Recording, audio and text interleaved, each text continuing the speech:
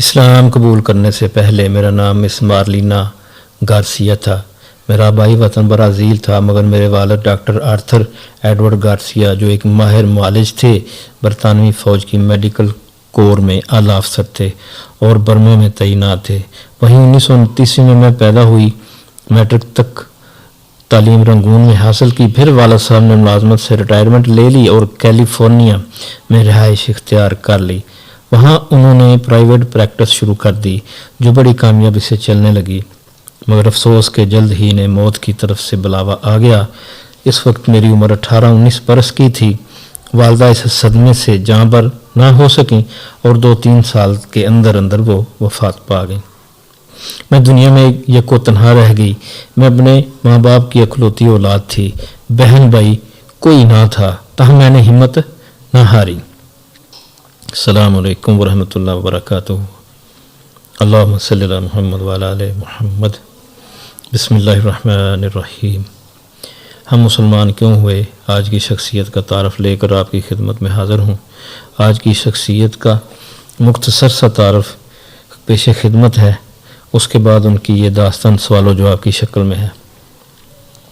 محترمہ ختیجہ نے جولائی 1980 میں منصورہ لاہور میں میاں طفیل محمد سابق قائد تحریک اسلامی کے ہاتھ پر اسلام قبول کیا۔ 2 ماہ کے بعد وہ واپس آسٹریلیا چلی گئیں اور اگست 1981 میں دوبارہ پاکستان آئی اور یہیں 20 ستمبر کو وفات پا گئیں۔ راکم الحروف نے ان سے قبول اسلام کے چند ہی روز بعد منصورہ میں ذیل کا انٹرویو ریکارڈ کیا تھا۔ وہ مکمل باپ پردہ اسلامی لباس میں ملبوس تھیں۔ سوال: براہ کرم سب سے پہلے اپنا تفصیلی تعارف کروا دیجیے۔ اسلام قبول کرنے سے پہلے میرا نام مس مارلینا گارسیا تھا۔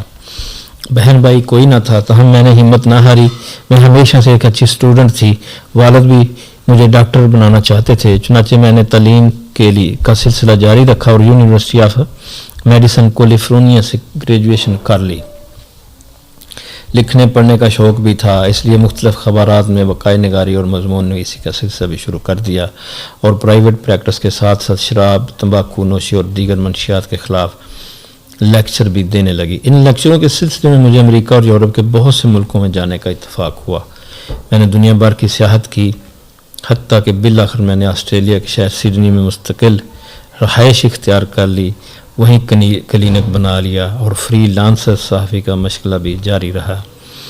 اس سے مجھے اچھی خاصی آمدنی ہو جاتی ہے۔ اسلام سے آپ کب اور کیسے متعارف ہوئیں؟ میرا آبائی مذہب عیسائیت ہے۔ میں کیتھولک فرقے سے تعلق رکھتی تھی، مگر سچی بات ہے کہ اس مذہب نے مجھے کبھی متاثر نہ کیا۔ ذہن میں طرح طرح کے سوالات پیدا ہوتے تھے اور میں پادریوں اور دیگر متعلقہ لوگوں سے بحث بھی کرتی تھی، مگر کہیں سے کوئی تسلی بخش جواب نہ ملتا تھا۔ مثال کے طور پر تثلیث کا عقیدہ اتنا محمل اور مسکہ خیز ہے کہ کوئی باہوش انسان اسے قبول نہیں کر سکتا۔ اس کے ساتھ یہ بھی بتاتی چلوں کہ میرے ضمیر نے مجھے شراب نوشی اور عیش پرستی سے دور رکھا ہے۔ میں نے کبھی گوشت نہیں کھایا، کافی تک نہیں پی، سبزیوں اور پھلوں کے جوس پر گزارا کرتی رہی ہوں۔ میرا وجدان کہتا تھا کہ معاشرت کا جو انداز یورپ نے اختیار کر رکھا ہے یہ خلاف فطرت ہے۔ چنانچہ تلاش حق کی خاطر میں نے دیگر مذاہب کا مطالعہ شروع کیا، مثلا جوڈائزم، کنفیوشزم، ہندو مت، مگر کسی سے بھی میری تسکین نہ ہوئی۔ اس ضمن میں نے اسلام کے بارے میں بھی کچھ کتابوں کا مطالعہ کیا۔ اس کے اچھے اصولوں سے میں متاثر تو ہوئی، مگر تصویر واضح نہ ہوئی، شاید اس لیے کہ ان کتابوں کے مصنف یورپ کے متعصب عیسائی تھے۔ چنانچہ میں اپنے دل میں اسلام کے بارے میں نرم گوشہ رکھنے کے باوجود اس سے دور ہی رہی۔ اسی حالت میں ایک عرصہ گزر گیا۔ میری خوش نصیبی ہے کہ میں نے محترم مریم جمیلہ کی کتب کا مطالعہ کیا، اور پھر جب 1960 کے لگ بھگ صحافیوں کے ایک وفد کے ساتھ میں پاکستان آئی اور مریم جمیلہ سے ملی تو میں ان کی سادگی اور باوقار شخصیت سے بہت متاثر ہوئی۔ انہوں نے ایک ایسے شخص سے شادی کی جو پہلے ہی شادی شدہ تھا اور اس کے بچے بھی تھے۔ وہ اپنی ضعیف العمر ساس کی خوب خدمت کرتی اور خاموشی اور وقار سے خدمت دین میں مصروف رہتی ہیں۔ مریم جمیلہ نے مجھے مولانا مودودی سے بھی متعارف کرایا اور ان کی ایک کتاب ٹوورڈز انڈرسٹینڈنگ اسلام پڑھنے کو دی۔ اس کتاب سے مجھے اسلام کا بھرپور تعارف حاصل ہوا۔ میں نے اندازہ کر لیا کہ اسلام ایک وسیع اور فطری مذہب ہے۔ توحید کائنات کی سب سے بڑی سچائی ہے اور نظر آنے والی ہر چیز خدا کی وحدانیت پر شاہد عدل ہے۔ آسٹریلیا واپس جا کر میں اپنے آپ کو قبول اسلام کے لیے تیار کرنے لگی، مگر بدقسمتی سے ایک روز ایک حادثہ رونما ہوا۔ میں گر پڑی اور ٹخنے کے قریب سے میری ٹانگ کی ہڈی ٹوٹ گئی۔ میں ایک عرصے تک ہسپتال کے بستر پر پڑی رہی۔ اس عالم میں صرف خدا کی یاد اور دعا ہی ایک سہارا تھا جس نے مجھے دوبارہ صحت یاب کیا۔ میں دوسری مرتبہ پاکستان آئی، مریم جمیلہ سے ملی، قبول اسلام کی خواہش ظاہر کی اور انہی کے مشورے پر منصورہ آ کر میاں طفیل محمد صاحب کی وساطت سے اس مقدس اور عظیم نعمت سے سرفراز ہوئی۔ اس سعادت پر میں اللہ کا جس قدر بھی شکر ادا کروں کم ہے۔ آپ کے اس فیصلے کا آپ کے خاندان اور سوسائٹی پر کیا رد عمل ہوگا؟ جیسا کہ میں بتا چکی ہوں، میرا کوئی خاندان نہیں، میں نے شادی نہیں کی اور اس کا سبب یہ تھا کہ یورپ کے معاشرے میں مردوں سے خلوص کا رشتہ ہرگز نہیں رکھتے۔ وہ عورت کو کھلون اور تفریح اور عیش پرستی کا ذریعہ سمجھتے ہیں اور مجھے ان کی ان حرکتوں سے ہمیشہ بیزاری رہی ہے۔ مجھے کوئی مخلص اور انسانی قدروں کا حامل مرد نظر ہی نہیں آیا، اس لیے میں شادی نہیں کر سکی۔ بہرحال جہاں تک عام ملنے والوں اور سوسائٹی کا تعلق، تو میں جانتی ہوں کہ ان کا رد عمل خوشگوار نہیں ہوگا۔ وہ ناک منہ چڑھائیں گے، مضحکہ اڑائیں گے، مگر مجھے اس کی پرواہ نہیں۔ یوں بھی اب میں آسٹریلیا نہیں رہنا چاہتی، واپس جا کر فلیٹ بیچوں گی، مصروفیات کو سمیٹوں گی اور پاکستان یا سعودیہ چلی جاؤں گی۔ میری خواہش ہے کہ میری باقی ماندہ زندگی مدینہ میں گزرے یا لاہور میں۔ میں مکہ معظمہ جا کر حج کرنے کا بھی فوری ارادہ رکھتی ہوں۔ یوں بھی شاید آپ جانتے ہوں کہ آسٹریلیا کی معاشرتی زندگی میں عام یورپ کی طرح سکون اور چین نام کی کوئی چیز نہیں ملتی۔ چوری، قذاقی اور جرائم کی بھرمار ہے۔ بچے، بوڑھے، عورتیں منشیات کے عادی ہیں۔ جنسی بے راہ روی آخری حدوں کو پھاند چکی ہے اور معمولی بات پر مکان جلا دیے جاتے ہیں۔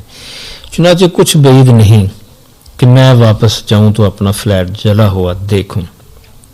سڈنی میں تھوڑی تھوڑی دیر کے بعد فائر بریگیڈ کی موٹریں شور مچاتی ہے، بھاگتی دکھائی دیتی ہیں اور یہ وہاں کی زندگی کا المناک معمول بن گیا ہے۔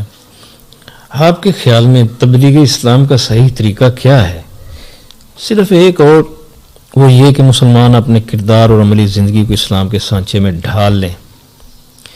یورپ کا انسان اندھیروں میں بھٹک رہا ہے، اس کے مذہب میں اتنی سخت نہیں کہ اس کی رہنمائی کر سکے۔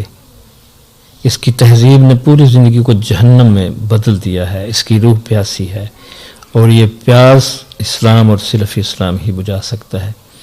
مگر افسوس کہ عام مسلمان اسلامی زندگی سے بہت دور ہو گئے ہیں۔ چنانچہ جب یورپ کا تعلیم یافتہ انسان اسلام کے بارے میں پڑھتا ہے تو وہ اس کی حقانیت کا قائل ہو جاتا ہے، مگر جب عالمی اسلام کی ناگفتہ صورتحال کو دیکھتا ہے تو وہ پریشان اور مایوس ہو کر اسلام سے دور رہتا ہے۔ اس کی تلافی اسی طرح ہو سکتی ہے کہ مسلمان اسلام کو صحیح معنوں میں عملی طور پر اختیار کریں، تب پورا یورپ، امریکہ اور آسٹریلیا اور جاپان سمیت اسلام کی آغوش میں آ رہے گا۔ کوئی ایسی اسلامی شخصیت جس نے آپ کو بہت متاثر کیا ہو؟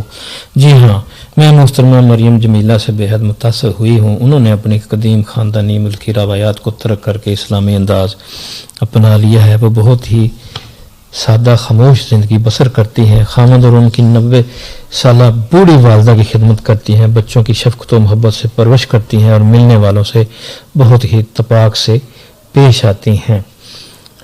مولانا مودودی کے بارے میں آپ کے تاثرات کیا ہیں؟ میرے دل میں مولانا کا بے حد احترام ہے۔ میں نے قبول اسلام سے پہلے ان کی کتابیں بھی پڑھی تھی اور اسلام کی ایک تصویر، صحیح تصویر ان کی تحریروں سے واضح ہوئی تھی۔ میری مخلصانہ رائے ہے کہ مولانا نے اسلام کی غیر معمولی خدمت انجام دی ہے اور وقت گزرنے کے ساتھ ساتھ دنیا بھر میں ان کے احترام میں اضافہ ہوتا جائے گا۔ اللہ تعالیٰ مرحوم کے درجات میں اضافہ کرے اور ان کے مشن کو کامیابی عطا کرے۔ کوئی پیغام جو آپ پاکستانی مسلمانوں کو دینا چاہتی ہیں، خصوصاً خواتین کو؟ میں اپنی مسلمان خواتین بہنوں تک یہ پیغام پہنچانا چاہتی ہوں کہ وہ اسلام کے نظام عدل کو اختیار کریں اور جو طریقہ زندگی پیغمبر اسلام نے ان کے لیے وضع کیا ہے وہ اختیار کریں۔ میں نے شلوار، قمیض، چادر اور برقعے سے بڑھ کر اچھا لباس خواتین کے لیے کوئی نہیں دیکھا۔ اسی سے خواتین کی عزت ہے اور یہی چیز معاشرے کو مختلف قباحتوں سے محفوظ رکھ سکتی ہے۔ میں ان تک یہ بات پہنچانی چاہتی ہوں کہ یورپ میں عورتوں کا لباس انتہائی لچر اور توہین امیز ہوتا ہے۔ خدا کے لیے ان کی نکالی سے بچیں اور پردے کا وہ انداز اختیار کریں جس کی تلقین اسلام نے کی ہے۔ الحمدللہ آج کی شخصیت کا تعارف ختم ہوا۔ انشاءاللہ کسی دوسری شخصیت کا تعارف لے کر آپ کی خدمت میں دوبارہ حاضر ہوں گا۔ تب تک کے لیے اجازت۔ اللہ حافظ۔ اللہ آپ کا حامی و ناصر ہو۔